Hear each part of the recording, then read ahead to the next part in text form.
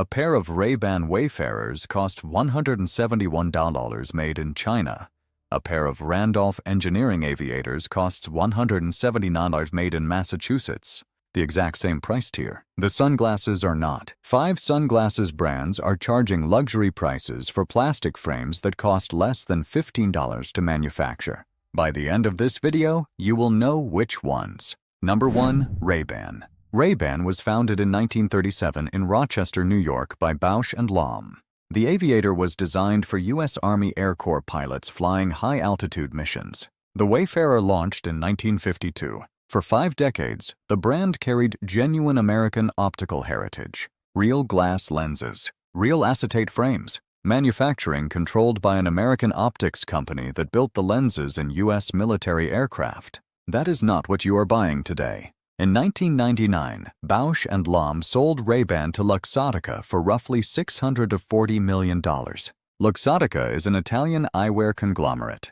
They also own Oakley, Persol, Oliver Peoples, Vogue, Arnett, and they manufacture under license for Prada, Chanel, Dolce & Gabbana, Versace, Burberry, Tiffany, Ralph Lauren, Tory Burch, Michael Kors, Coach, and dozens more.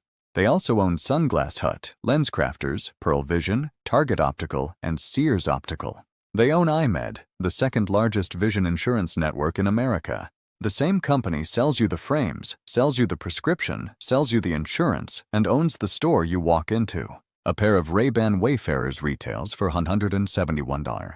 The frames are no longer Italian acetate.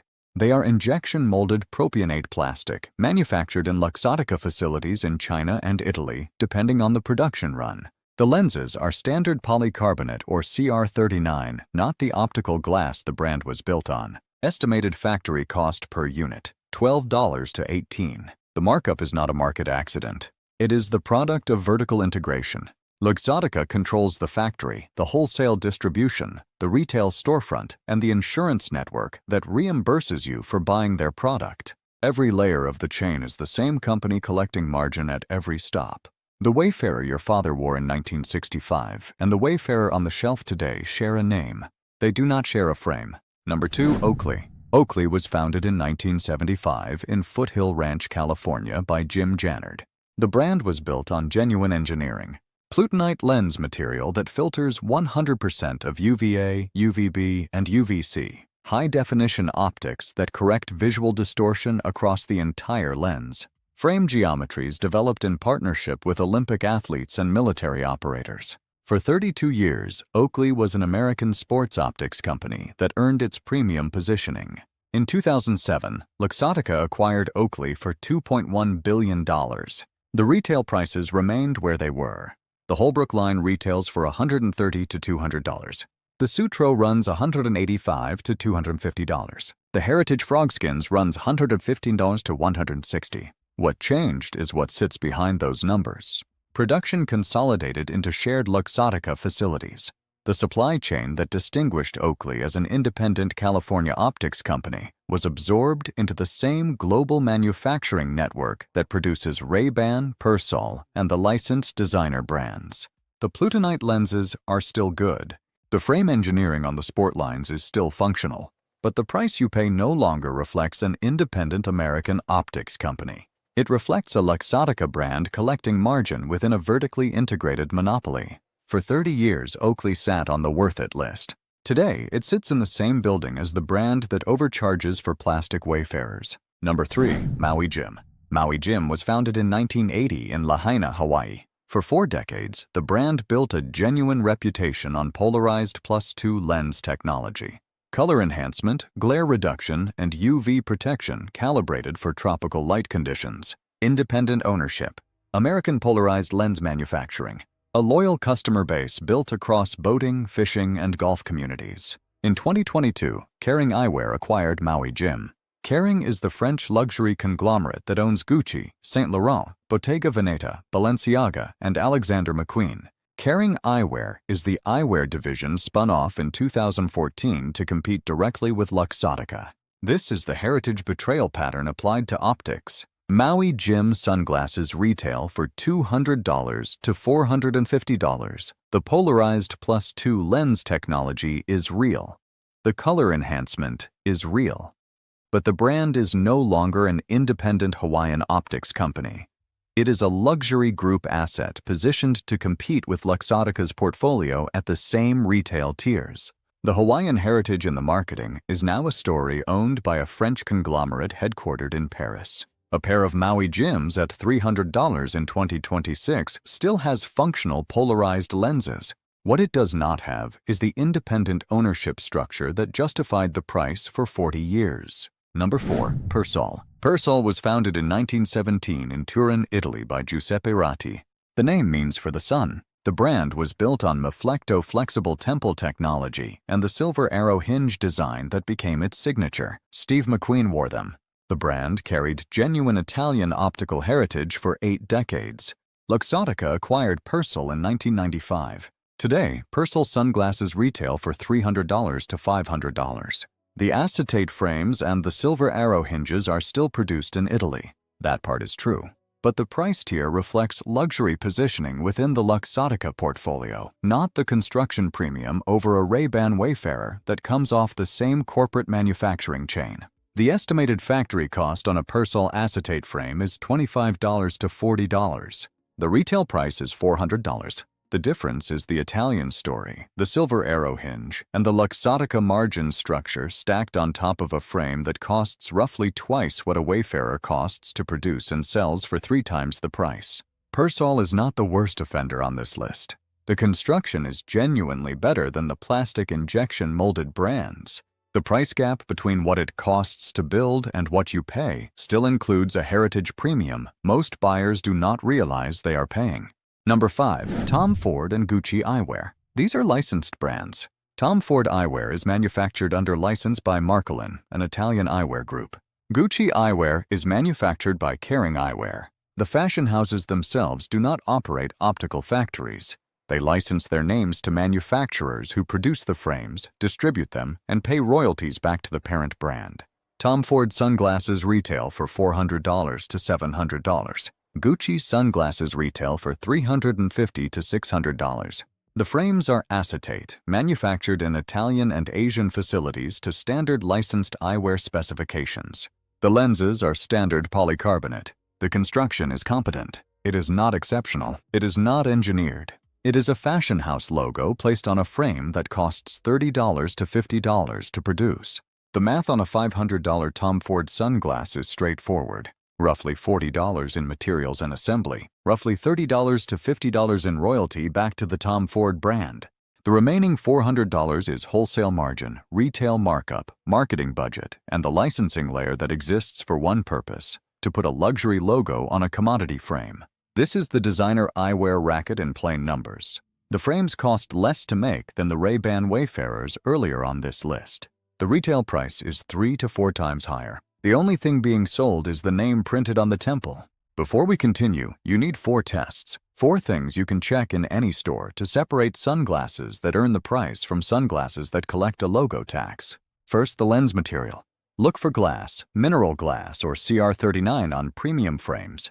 Polycarbonate is acceptable on sport and impact-rated lenses but should not appear on a $400 fashion frame. Glass lenses scratch less, transmit light more clearly, and last decades. Polycarbonate scratches in months and yellows over years. The lens material tells you whether the frame is built to last or built to be replaced. Second, the hinge construction. Open the temple and look at the hinge. Premium hinges use steel or titanium pins set into reinforced acetate or metal frames.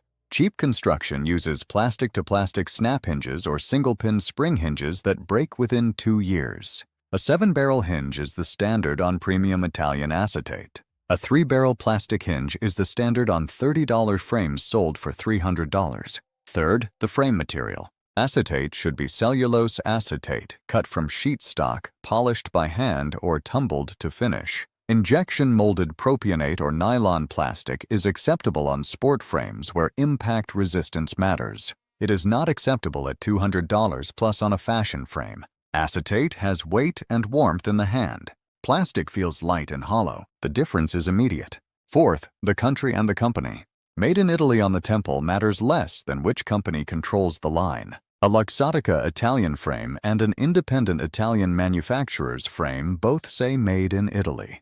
The independent is producing for a single brand under direct quality control. The conglomerate is producing for 50 brands on shared lines. Read the parent company, not just the geography. This channel applies these same tests to every category. No brand deals. No sponsorships. If that is useful, subscribe.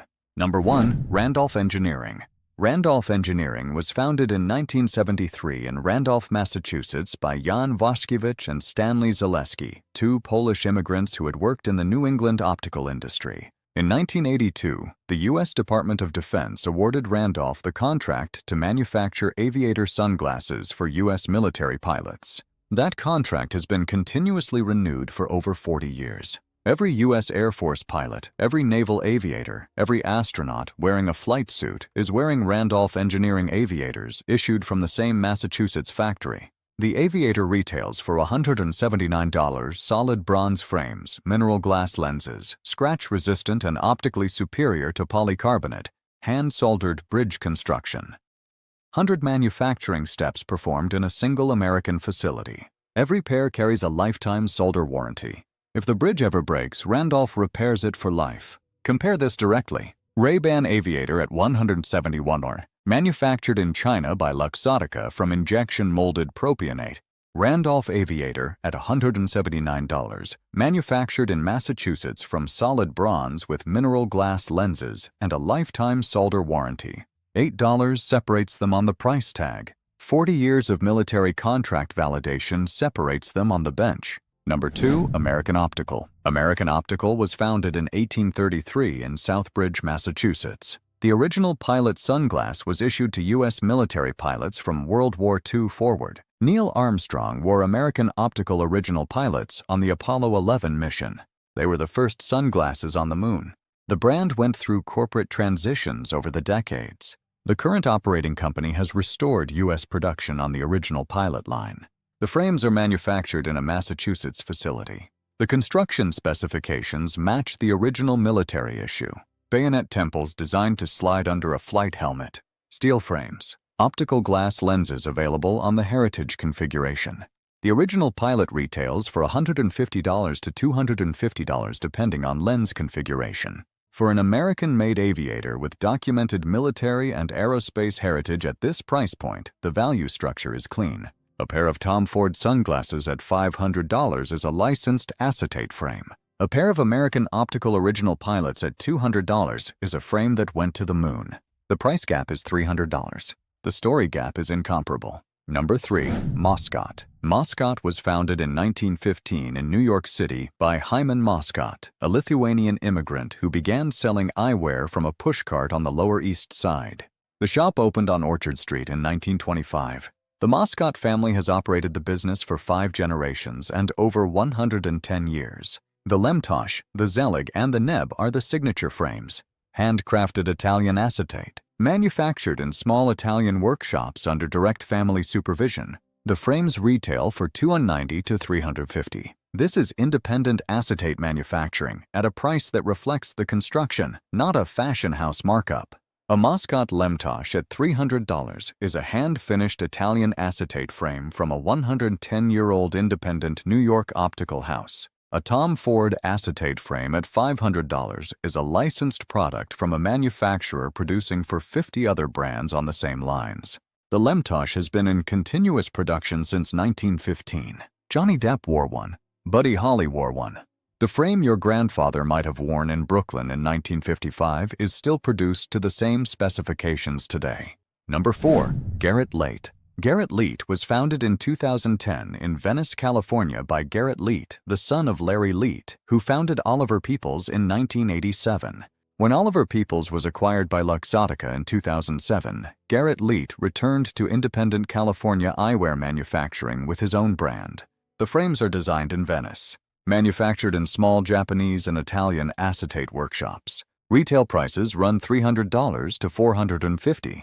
The construction is genuine 7-barrel hinge acetate, hand-polished, with custom-cut lens shapes that Luxottica's mass production lines do not produce. This is what Oliver Peoples was before the acquisition. Independent California design. Small batch international manufacturing. A direct relationship between the founder and the workshop floor. The price reflects the construction premium over commodity acetate, not a conglomerate margin layered on top. A pair of Garrett Lates at $400 and a pair of current Oliver Peoples at $400 share a similar price tier. They do not share a corporate structure. One is an independent California optics company. The other is a Luxottica subsidiary. Number 5. Salt Optics. Salt Optics was founded in 2008 in Costa Mesa, California.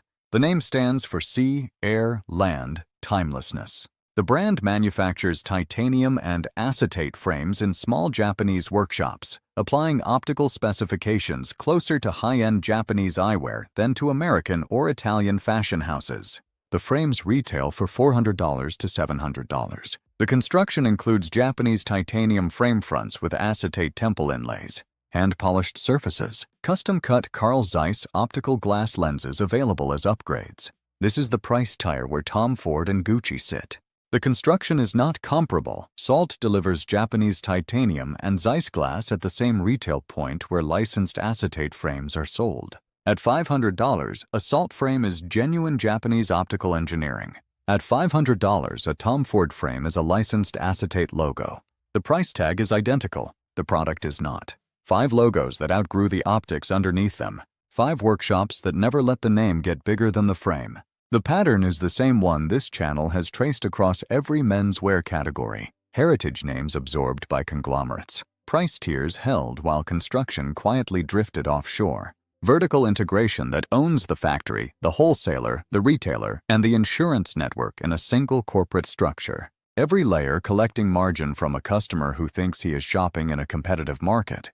The 4 tests still apply. Check the lens material. Check the hinge. Check the frame construction. Check the parent company, not just the geography on the temple. The men who know these brands tend to stay quiet about it. They wear their Randolphs for 20 years and send the bridge in for solder repair when it eventually loosens. They have a pair of American Optical original pilots in the glove box and another pair on the dresser. They drive past Sunglass Hut without slowing down. They were never looking for a logo. They were looking for optics that do their job and outlast the season they were bought in. If you own sunglasses you swear by, drop the brand in the comments and how many years you have worn them. The real test of frames is after a decade of daily use. Help the next man find the optics worth keeping. If you missed our breakdown on the 5 cheap clothing brands everyone ignores, it is linked below. Same pattern, different category. And our video on the designer denim brands collecting a logo tax covers the same construction question. Both follow the money the same way this one did. Subscribe if you have not. This channel follows the money, not the marketing.